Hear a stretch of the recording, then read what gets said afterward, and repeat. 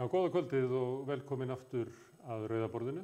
Þetta sjónvarpsþáttur sem sendur út á Facebook og mögulega YouTube og víðar. Þetta allt í smíðum hér á sjónvarpsstöð sem ekki verður ennþá fengið nafn.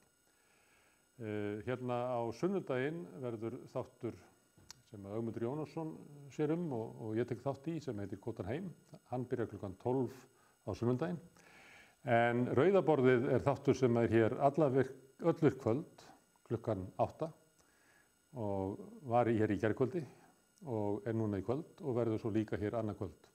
Þá reikna ég með að Drífa Snædal, forseti ASÍ, komi hingað, mögulega vegna þess að nú situr hún ásamt hinum svokölluðu aðilum vinnumarkaðarins og að fara yfir ýmsar tillögur ríkisstjórnarinnar efnahagsaðgerðir til að mæta fyrirsjáanlegri kreppu sem að rekja má til kórónuveirunnar. Það raunverulega lítið sem við frétt af þessum ráðagerðum ríkisstjórnarinnar. Ég held að Lilja menntamálaráðherra hafi verið í Kastljósi í kvöld og var ekki í gærkvöldi sem að Katrín var þar, þannig að ráðherrarnir eru búin að vera oft í fréttum að boða aðgerðir en við höfum lítið fengið að vita hverju það eru. Þessi viðtöl virðast fyrst og fremst snúast það að róa almenning, segja að framundan séu aðgerðir. Í sjálfu sér kannski ekki hægt að gagnrýna það þótt að aðgerðir frestist 1 eða 2 daga en í millitíðinni hafa ríkisstjórnirnar í kringum okkur margar kynnt stórar aðgerðir á Norðurlöndunum, í Bandaríkjunum, Kanada og víðar. Þannig að við ætlum að seinna í þættinum, þá ætlum við að fara yfir viðbrögð stjórnvalda víða heim og kannski hvers konar kreppa það sem við stöndum frammi fyrir með Ásgeiri Brynjari Torfasyni hagfræðing sem að þekkir manna best þau straumhvörf sem að kapítalisminn stendur á þessum tíma.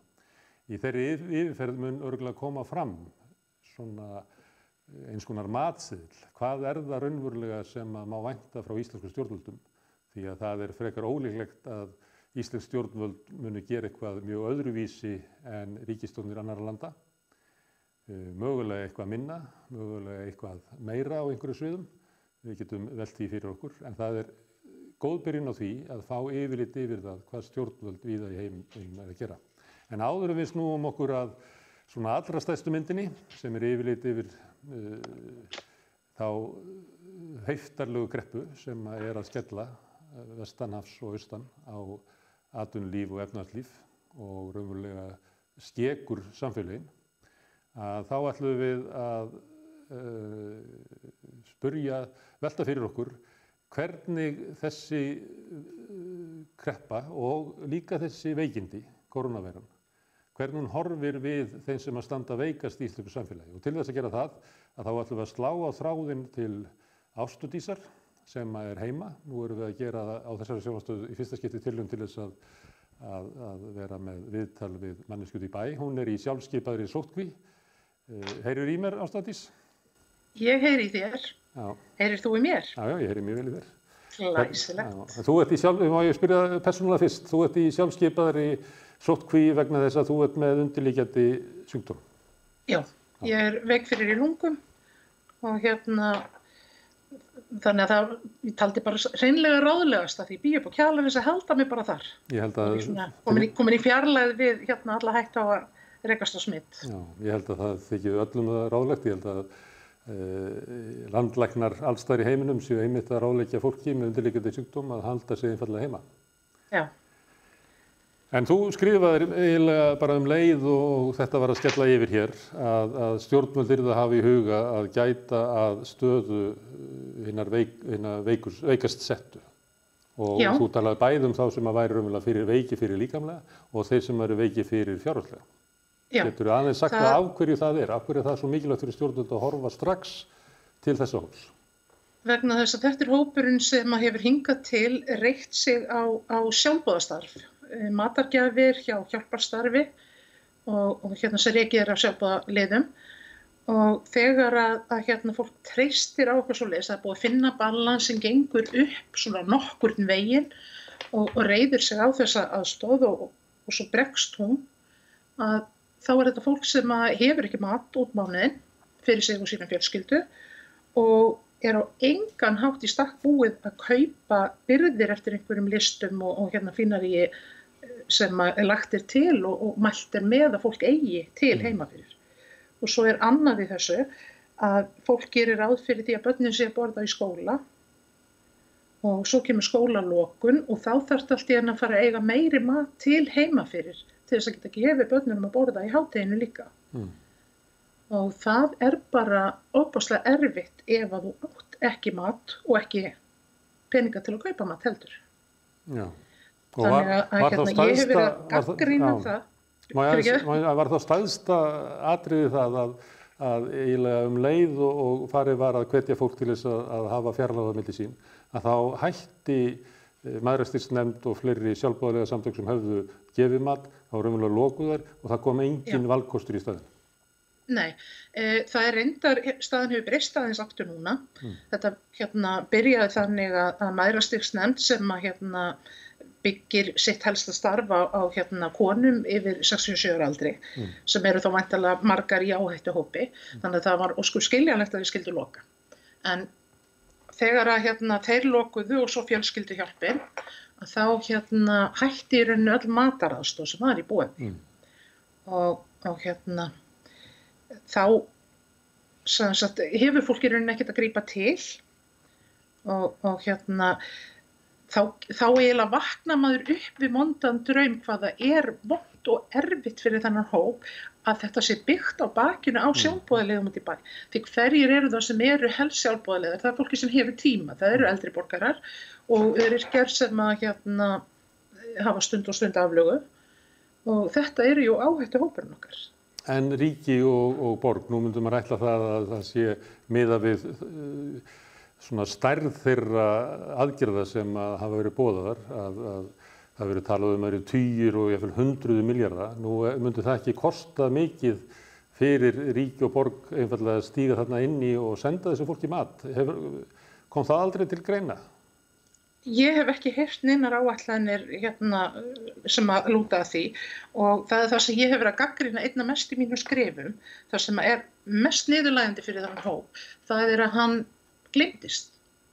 Það búið til fín viðbragðsáætlun hjá almannavörnum og í henni gert ráð fyrir að fólk hafi efni á að kaupa það sem að ráðlagt Það hvergi gert ráð fyrir að einhver eigi ekki fyrir mat. Það hvergi gert ráð fyrir að fólk glími við mikinn vanda af fjárhagsaðstæðum. Þannig að þessi hópur bara gleymdur, hann bara týndur. En nú myndi hann á sig, þetta kom fram að Mæðrastyrksnefnd væri að loka og þó hann hafi mynt á sig að þá var hann eftir sem áður gleymdur. Það bara hlustaði enginn á áminninguna. Já, það virtist enginn taka við sér í rauninu vegna þess að ég að skora á ríki fyrst og fremst og sveitafélög til þess að taka höndur saman og finna einhverja lausn. En það sem gerðist var að leið og þetta kom í fréttirnar að þá var sem stóri hjón sem tóku sig til og þau höfðu samband við aðila og hrundu af stað fengu Fjölskylduhjálp Íslands í liðmenn sér og hrundu af stað matarúttekt og þau eru núna í dag og á morgun að útdeila til 600 heimila. 600 heimila? Já, 600 heimila. Og mat sem að þau hafa við að það sér fengi gefins og alls konar. Þannig að það eru 600 heimili sem að fá þennan stuðning. Sem að frábært. Ég vil alls ekki sýna neitt vanþakklæti í garð þess, svona framtak alveg frábært og mikils virði fyrir fólki sem það aðstofuna. En það sem ég gagnrýni af hverju þarf almenningur út í bæ að vera að grípa til svona ráða til að styðja þennan hóp. Af hverju ekki bara gert ráð fyrir honum sem hluta af samfélaginu frá byrjun og af hverju getur ríki og sveitafélög ekki komið inn með lausnir eða ef að lausnirnar eru komnar, ef að þetta góð aðferð að koma þá með fjármagnið. Af hverju þarf að vera að hringja og betla af fyrirtækjum og vinna þetta á þennan hátt. Já. Á tímum þar sem að stjórnvöld eru að halda því fram að þau muni koma og halda utan fjölskyldan í landinu, halda utan almenning, að þá þetta látið gerast afskiptalaust. Já, og svo heyrir maður talað það að já, nú á að leggja til fjármagn til að bjarga fyrirtækjunum, frábært. þá spyr maður býtu, það þarf að hjálpa fólkinu, hvað á að gera fyrir manneskjurnar og þá er það, já, með því að hjálpa fyrirtækinu þá erum við að tryggja að fólk sé í vinnu og fái laun. En við erum með fleiri samfélaginu heldur en bara launþega. Og hvað með öryrkjana sem að sitja eftir? Þegar ég tala hópinn fólk í fátækt, að þá er ég að meina öryrkja líka því það er svo stór hluti þeirra sem er innan hóps fátæksfólks. Þannig að þetta er hópur sem hefur setið á hakanum fjárhagslega í 20 ár. Og svo er hluti þeirra sem eru í allra lægst launuðu störfunum að þótt þessu í fullu starfi að þá duga launin ekki fyrir að eiga fyrir fæði, klæði og húsnæði út mánuðinn. Akkurat, og svo er það þessi vítahringur, öll þessi láglaunastefna tryggir það að við framleiðum öryrkja. Þannig að þetta er bara óásættanlegt ástand. Og Kolbeinn Stefánsson talaði það daginn að samkvæmt útreikningum þá væri öryrkjar komnir 100.000 krónum á eftir láglaunamanni. Núna 20 árum seinna. Þannig að maður skilur bara ekki þetta skuli. Lægstu laun hækka núna 1. apríl en ekki örorkulífeyri eða eftirlaun frá Tryggingastofnun. Hækka ekki. Þannig að þá eru munurinn orðinn eitthvað 70.000 að með minnir. En nú er þessi hópur, þarna innan þessa hóps eru margir sem að hafa undirliggjandi sjúkdóma, eru ekki heilsuhraustir og ber raunverulega að halda sig heima.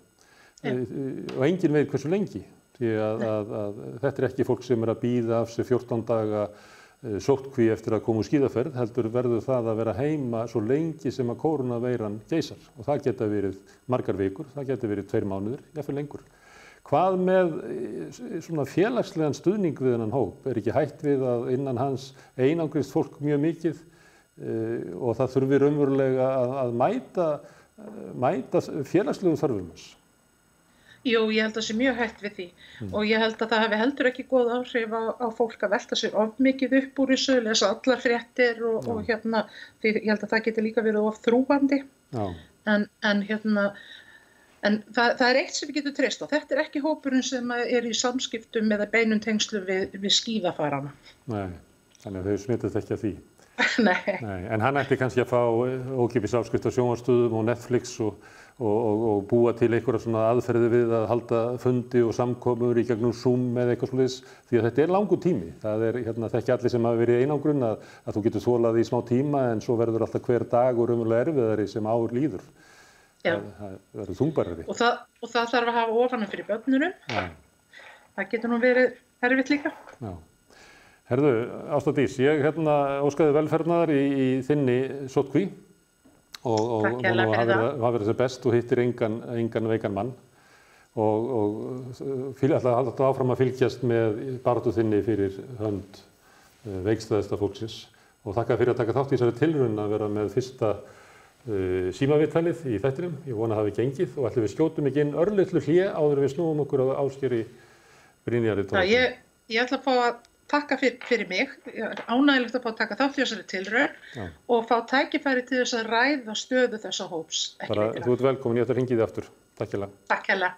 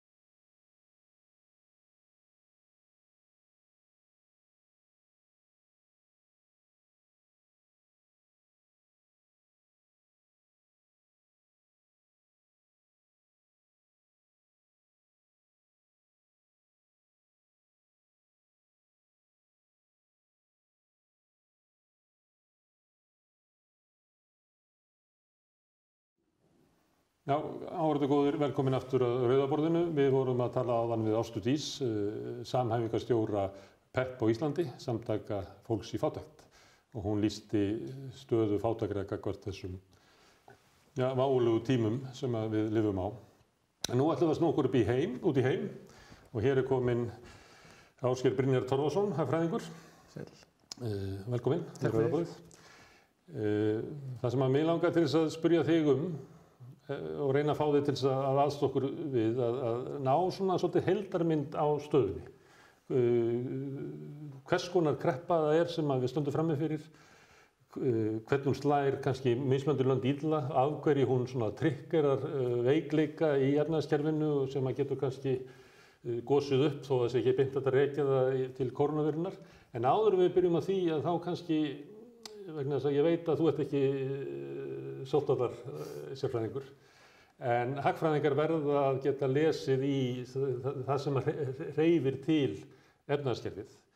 Og hvað það mismunandi eftir löndum, hversu hart sjúkdómurinn sjálfur eða farsóttin heggur? Það mismunandi hversu löndin eru bær til þess að takast á við þennan heilbrigðisvanda? Það eitthvað í sjúkdómnum sjálfum sem veldur því að hann kannski afleiðingarnar koma ólíkt fram í mismunandi löndum? Já, sjúkdómurinn er global allan heim, eins og fjármálakerfið búið að vera. Þannig að hann hins vegar byrjar í Kína og kemur síðan til Evrópu og væntanlega næst að fara yfir til Bandaríkjanna og svo menn með miklar áhyggjur þegar hann fer til Afríku. Síðan svona út frá hagfræðilegu sjónarmiði þá skoðar maður alltaf líka aldurssamsetningu þjóðarinnar. Það að segja þegar við verðum að skoða tekjur og möguleika ríkissjóðs og þess háttar og kostnað. Þannig að ef maður vill bera okkur saman við Ítalíu, þó ég vilji eiginlega ekki tala Ísland af því ég sitt í fjármálaráði, en við erum með ung þjóð, ekki með svo marga gamla, meðan við Ítalíu eru mjög margir gamlir. Þeir eru búin að hafa efnahagsþrengingar lengi, þannig að þar mjög mikið af fólki fertugt eða næstu miðaldra sem býr ennþá heima hjá foreldrum sínum.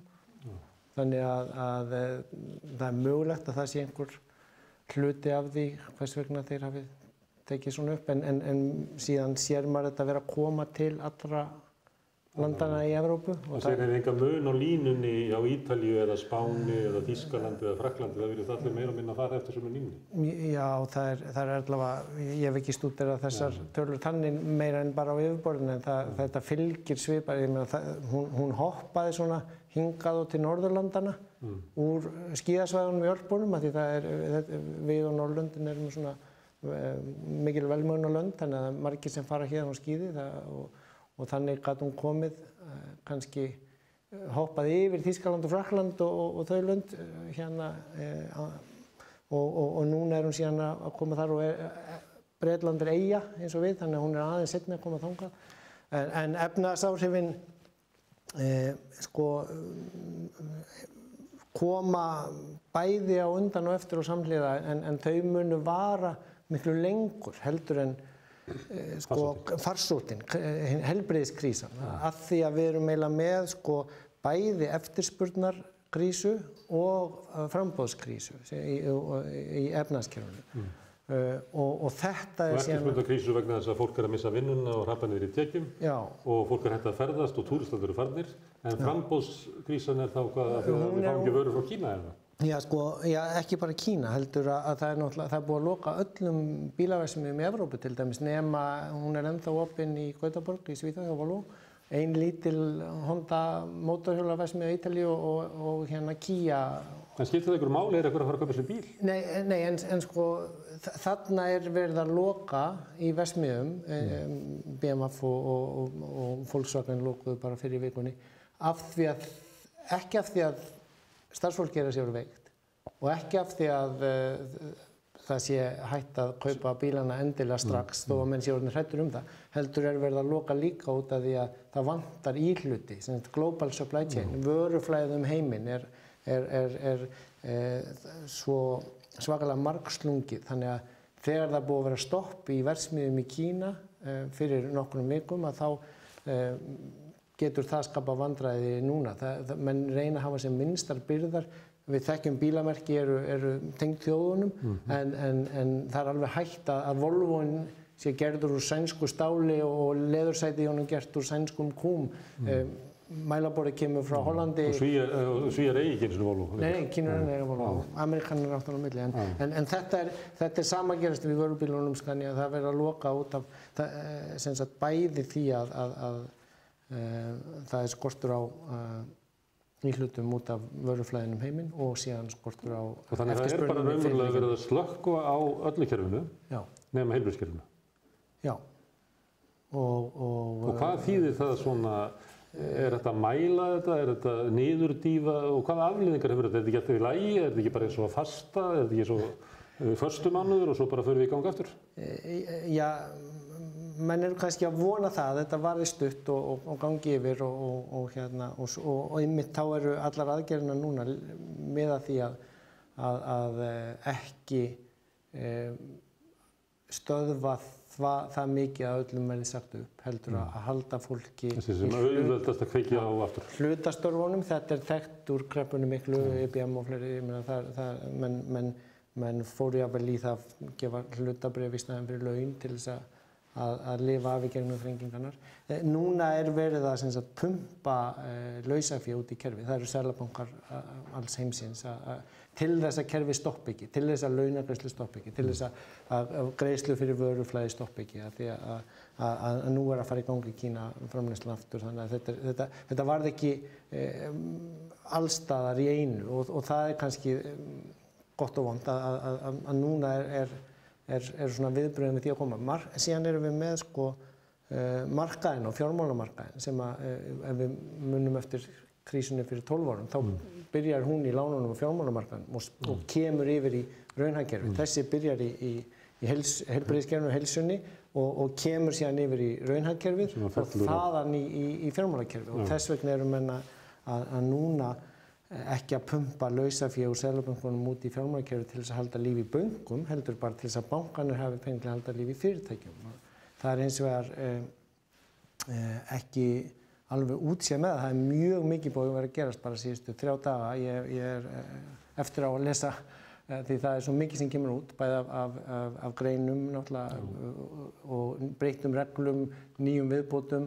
Í morgun kom við höfum alltaf skilning á því, það eru hraða breytingar núna, það er umverulega hverjum degi eins og áratugur sem liður. Já, því það eru það sem stjórnvöld eru að ákveða núna þessa dagana, hefði verið óvissandi fyrir viku. Já, Bandaríkjamenn eru að fara að dreifa $1.000 á hvert mannsbarn þar í næstu viku. Takk fyrir borgarunum. Já, þetta er það sem að Friedman kallaði helikóptermoney, eða þyrlupeningar, að það sé í raun og veru betra að dreifa þessu svona heldur en í Wall Street. Já, og þetta er búið að vera að gera í Hong Kong síðan fyrir áramót. Þar byrjaði náttúrulega efnahagskrísa út af mótmælunum og því öllu, þannig að þetta er til að fá eftirspurnin í gang og er alls ekkert eins galin hugmynd eins og hún lítur út fyrir það, því að það sem er búið að vera að gera síðustu 10-12 ár með þessari svokölluðu quantitative easing eða magnbundnu íhlutun seðlabankanna, þeir eru búin að vera að pumpa út peningum út í fjármálakerfið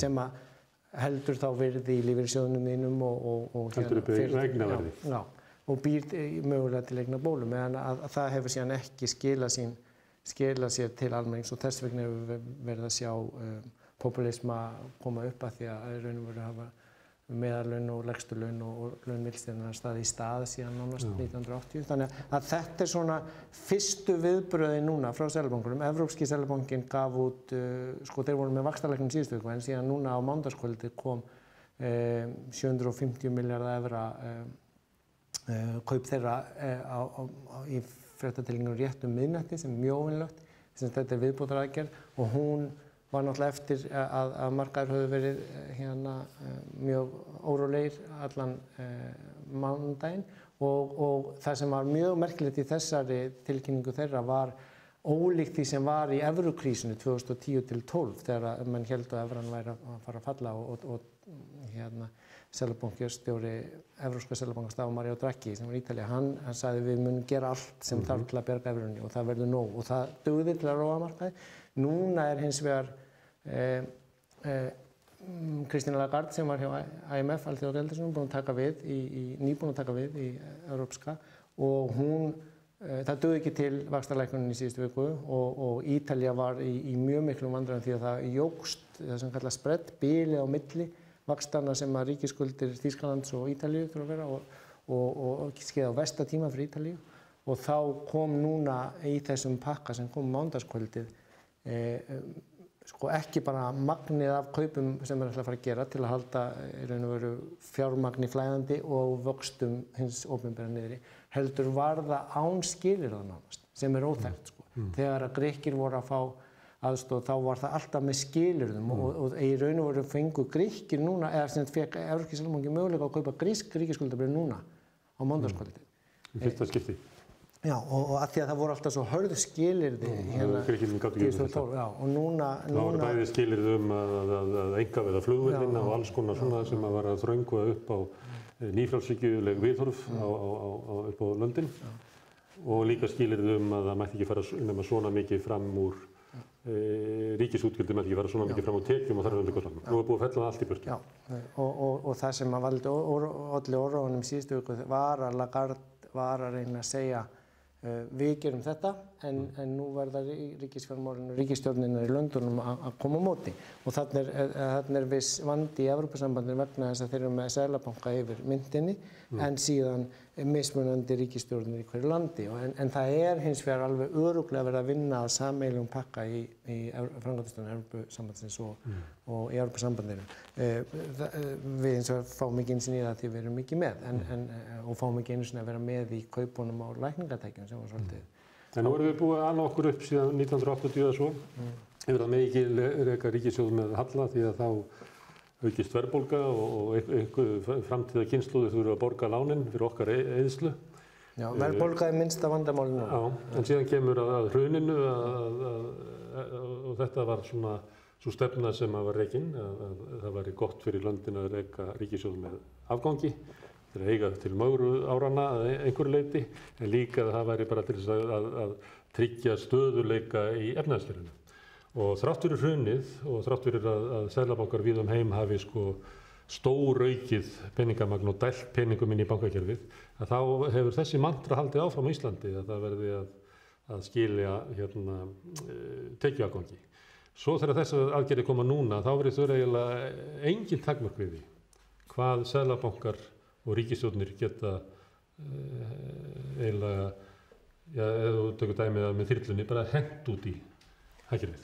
Já, sko það sem hefur gerst núna undanfarna vikur eða eiginlega bara daga er að breyting á kerfinu sem að sum okkar sem að þeim hópi sem ég hef tilheyrt í alþjóðlegum svona rannsóknarhópum þar sem að svona búið að vera gagnrýna en hefðbundnu mainstream-hagfræði að margt af því sem hefur verið að birtast þar og verið að tala undanfarin 12 ár frá því eftir svona og hefur verið misvel tekið að núna er það orðið miklu auðveldar að tala það.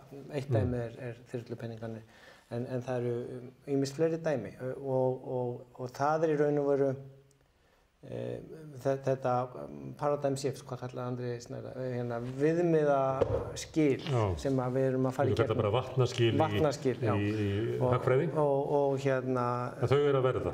Já. Og það er ekki óskikja þína því að þú ert alltaf hinum megin við skilin, að það er svo loksins að koma upp tími þar sem er hlustað á þig og vinnina. Þú getur bara lesið það í Financial Times eða séð það sem Seðlabankinn gera. Það verður hrópað í að okkur að það eru algjör vatnaskil, að það er reglur sem áður gildu, það gildi ekki lengur. Við erum komin á nýjan veruleika.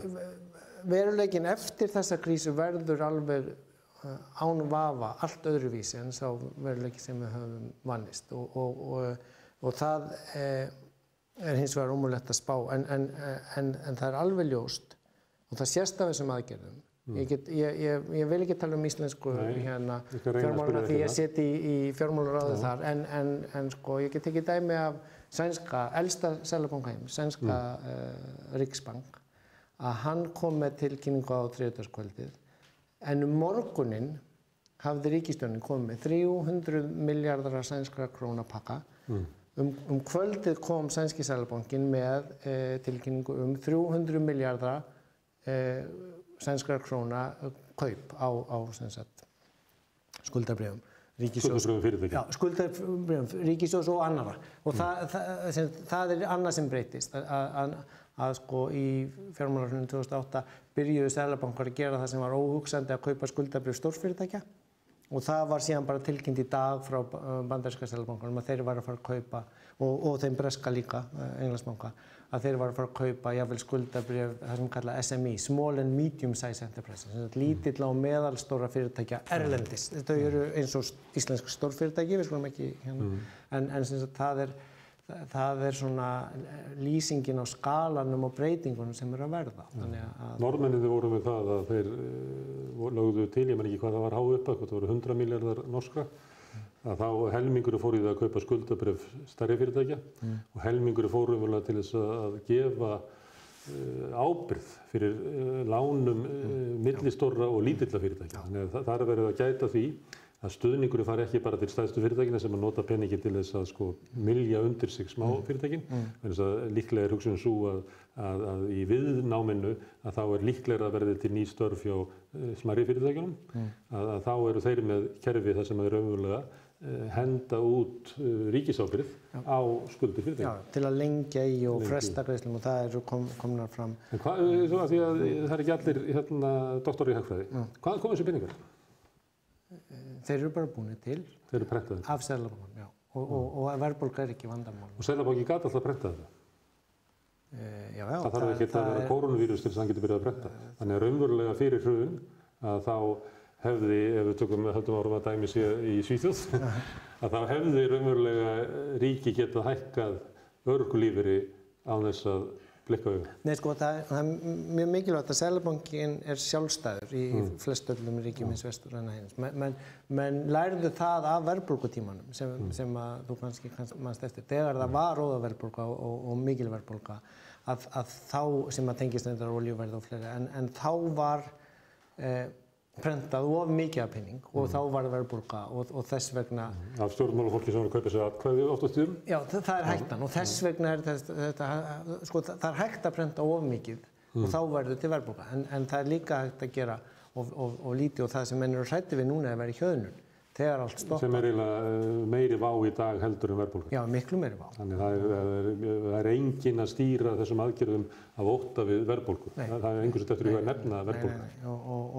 Og þess vegna sko eru vextinni líka komnir svona niður í núllið, nánast alls staðar. Englandsbanki fór niður í 0,1 sem er meira en þeir hafa verið áður í gær og sko eiginlega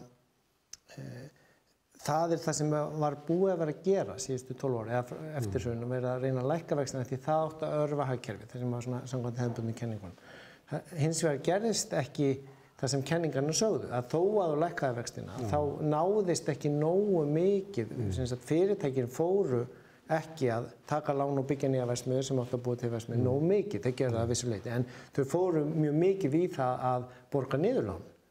Minnka sína sko. Eða kaupa hlut í sjálfu sér til þess að hækka eignaverðið. Já, og þannig bara voru Seðlabankarnir að lækka en þeir náðu upp atvinnunu af vissu marki en ekki þannig að mjög mikið af þessum peningum varð bara eftir inn í eignaverðshækkunum sem að nýtist lífeyrissjóðunum þínum eða hérna í því að fleiri fyrirtæki gátu stækkað og vaxið en það er hins vegar búið að vera vandamál með atvinnuleysi. Núna hins vegar fer það úr svona litlum vanda í rosalegan vanda og þá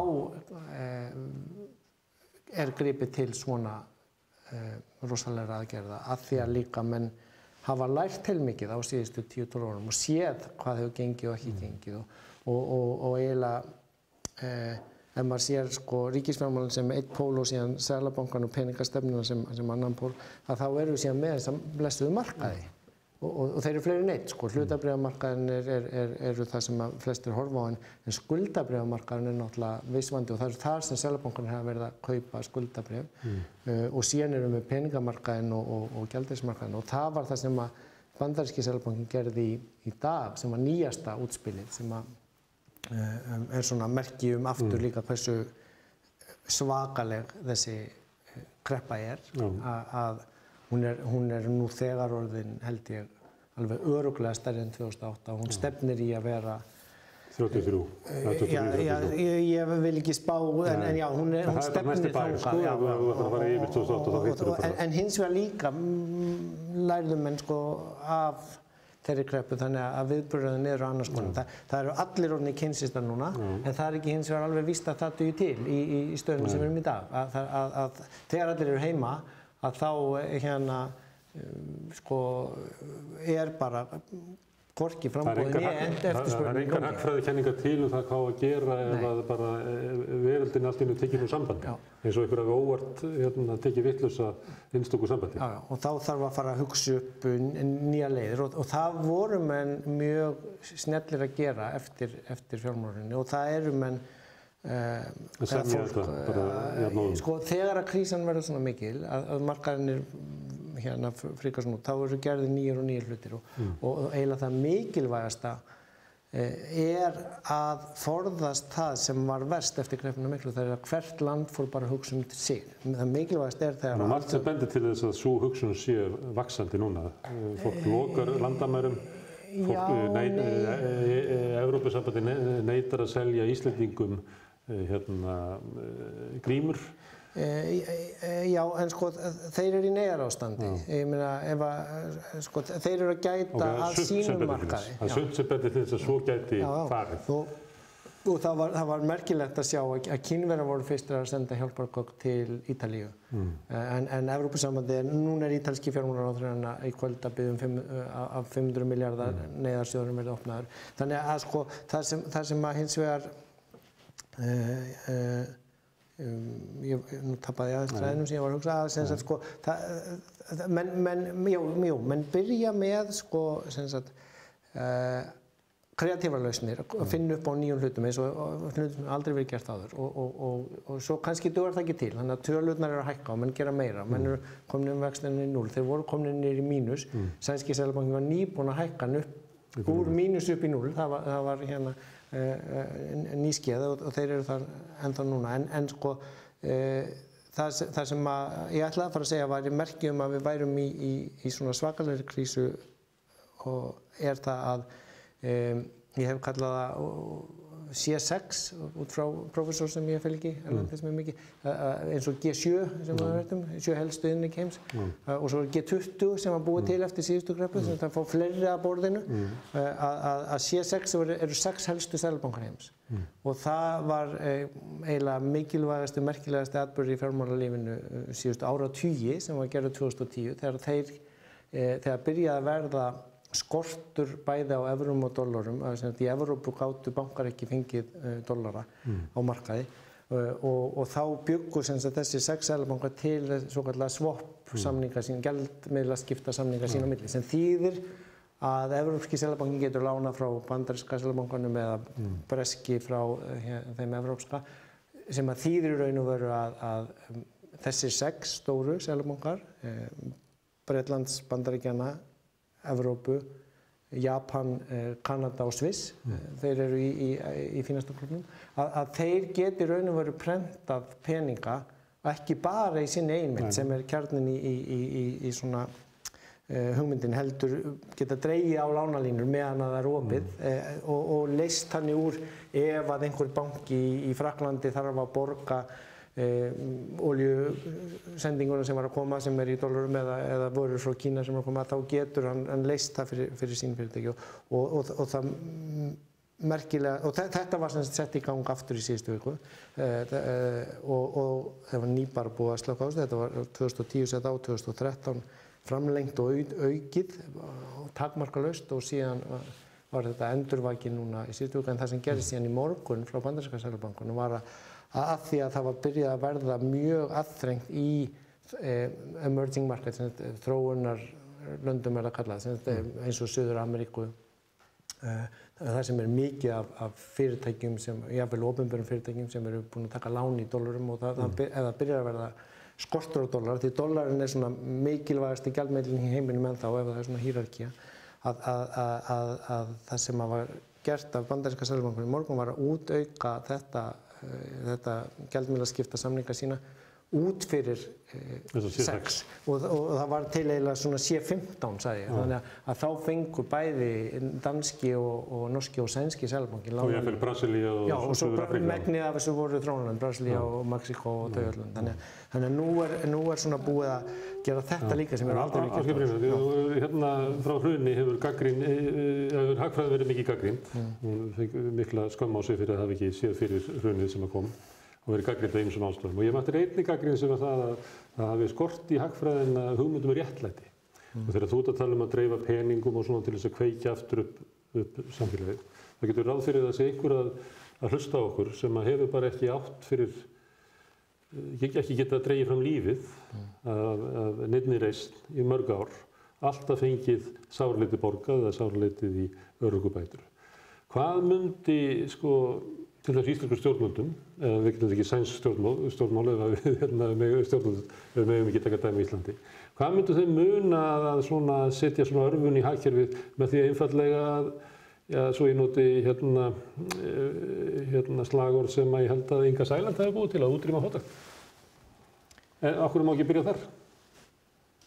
Er það eitthvað hagfræðilega sem stendur í vegi fyrir því eða er það bara hagfræði svo upptekin að setja við borðið með ríkisstjórnunum og seðlabankunum að það stingur enginn upp á því? Ég var að fara við Ástu Dís áðan sem að vera að benda á að afleiðingar af því þegar matargjöfum hætt og það er bent á að það verði eitthvað að gera við fólki sem áður var háð því að fá matargjöf, það er búið að loka þeim, en það hefur bara verið engin viðbrögð frá ríkisstjórn eða sveitarstjórnum, engin. Þetta fólk er ekki til. Þannig að hvað þyrfti til þess að þetta fólk yrði til í einhverju svona plani að kveikja aftur í hagkerfinu eða skiptir það máli fyrir hagfræðina, hagfræðikenningar að hafa hóp í samfélaginu sem hefur það bara skítt? Eða réttlæti bara þvælist það fyrir hagfræðingum? Til þess að vera góður hagfræðingur þá þarf maður að vera meira en bara hagfræðingur, sagði Keynes, Það var heilmikið gagnrýnt orðið í Bandaríkjunum að starfsfólk, til dæmis Walmart, verslunarkeðjunnar þar, sem var á lágmarkslaunum, að það var líka að fá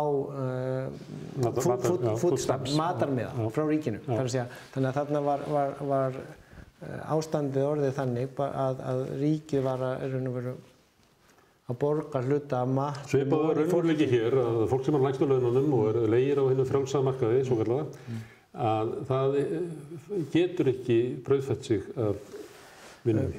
Og þetta, ég held að mjög mikið af þessum svona hugmyndum sem að hafa verið við lýði og fjallu svolítið í hruninu en lifðu samt áfram, að þær verða endurskoða núna eftir að við erum komin í gegnum þessa veiru krísu og þetta sé að nýfrjálshyggjan hafi dáið í hruninu, verið haldið á lífi, en hún nú sé verið að henda líkinu. Já, það er kannski ekki búið að henda líkinu, en allavega er... Já, ólíklegt að það verði ræst upp aftur með hjartanóði. Já, nú er verið að pumpa allavega blóði út í kerfið af öðrum hvötum og öðrum ástæðum heldur en maður gert eftir síðasta hrun. Þannig að menn eru farnir að reyna alls konar hluti núna sem að bara hafa ekki sést. Seðlabanki Englandsbanka, Andrew Bailey sem tók við núna bara á mánudags, aðfaranótt mánudags af Carney, að hann sagði beinleinis í dag að bankarnir, hann var ekki að tala um bankarnir eins og hann gerir venjulega sem myndu fá ódýru lánin frá þeim, heldur að fyrirtækin sem þyrftu að fá lánafyrirgreiðslu mættu ekki segja upp fólki. Þannig að seðlabankastjórinn í Bretlandi er farin að skipta sér af vinnumarkaðnum. Þú færið ekki stuðninginn nema og hættir að nema og haldir öllu fólki. Borgið er ekki arð og það er öllu góðunum. Og bankarnir í Bandaríkjunum, 8 stærstu bankarnir þar,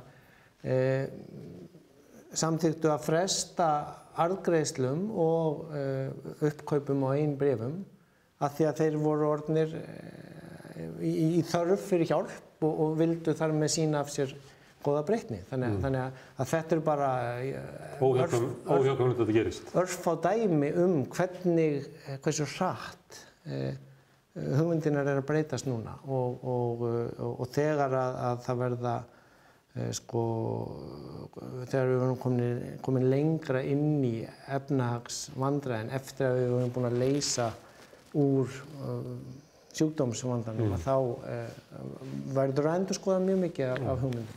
En áður við hættum að því að við erum í upphafi kreppu, það er alveg ljóst að þetta verður kreppa. Þetta verður ekki neinn veikur samdráttur, við erum að fara inn í kreppu. Og þá verður ég að spyrja þig, hvað verður þetta löng kreppa? Það mest óvissan sem flestir eru núna að velta fyrir sér. Það veit það enginn. Bæði hvað við erum lengi að komast í gegnum óværuna. Já, farsóttina. En það verður að skaffa nóg af fjármagni til þess að leysa það meðan það er. En síðan eftir að við förum að fara aftur í gang, eins og Kína var að byrja að fara í gang núna, þá ég get nefnt sem dæmi bara utanríkisráðherra Singapúr, ég hlusta á viðtal við hann er reyndar læknir, en þeir hafa reynslu af fuglaflensinu og svínainflúensinu líka og þeir eru búin að koma mjög vel út úr fjöldanum núna í þessari óværu. En hann sagði að þeirra reynslu hafa verið kannski 3-4 mánuði að komast í gegnum veiruna og svo kannski 12 mánuði eftir það að komast í gegnum efnahags. Þá var það svæðisbundið vandamál og kannski allur heimurinn í lagi sem hjálpar þeim. Þannig að það getur tekið, það er allavega 4 sinnum lengur sem við verðum að jafna okkur á. Ég ætla ekki að spá niður tíma. En við höfum ekki að tala um 6 vikur og svo verður allt í lagi. Það fer líka eftir í hvað verður gert og hvernig það verður gert. Þannig að það er í raun og veru. Og ekki bara hér á Íslandi heldur, enn frekar út í heimi. Ég er bara að tala út í heimi. Það er stóra spurningin og það er mjög mikla líkur á að mjög margt nýtt verið gert. Þannig að við fyrirbyggjum að lenda í fyrri vandræðum og það er í raun og veru það sem að gerir mjög bjartsýnan á að þetta verði erfitt en að þetta muni leysast og breyta heilmiklu í kerfinu. Hvernig það verður er það sem við þurfum að vera að vinna í núna. Ásgeir Brynjar, ég þakka þér kærlega fyrir komuna og ég vona að þú kíkir á okkur einhvern tíma seinna hérna við Rauðaborðið. Þátturinn er búinn í kvöld en á morgun er föstudagur og þá ætlum við að vera hérna líka. Drífa Snædal var búin að boða komu sinni hingað við Rauðaborðið. Það sem gæti breytt því er að ríkisstjórninni og stjórnvöldum gangi illa að ná saman efnahagspakka í samvinnu við aðila vinnumarkaðarins. En ef að Drífa kemur ekki, þá kemur ykkur annar. Ég þakka ykkur kærlega fyrir að hlusta og sjáumst á sama tíma annað kvöld.